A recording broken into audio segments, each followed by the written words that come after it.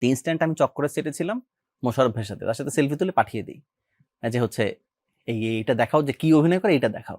মানে ছেলে কি করে, ছেলে মোশাররফ করিমের সাথে অভিনয় করে। আচ্ছা, সো এটা আমার হচ্ছে বিয়ের বায়োডাটাতে কাজে লাগছিল। সো আমার মনে হয় না এর চেয়ে মধুর অভিজ্ঞতা আমি এখনো ফেস করছি। সৌরভ ভাই, আপনার কারণে আমার বিয়েটা পরিপূর্ণ হয়েছে, আপনি আমার বিয়ের একটা পরোক্ষ অনুঘটক।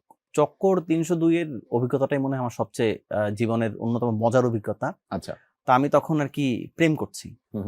তো প্রেম করার সময় হচ্ছে ওই সময় আর কি ওর বাসায় আমার কথা বলে, মানে এটা রিয়েল লাইফে রিয়েল লাইফে, মানে 2023 এর কথা বলছেন? 23 এর কথা।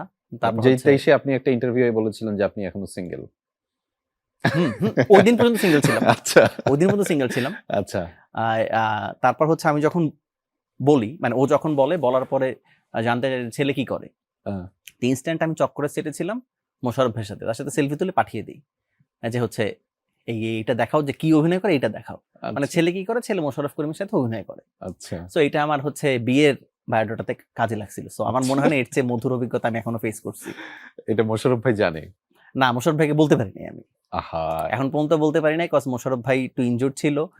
যে কয়বার প্রমোশনে আসছে খুবই অল্প সময় ছিল, এবং আমার ওয়াইফ ডিটারমাইন্ড যে সে লাগলে এটা মোশাররফ ভাই বাসায় গিয়ে বলবে।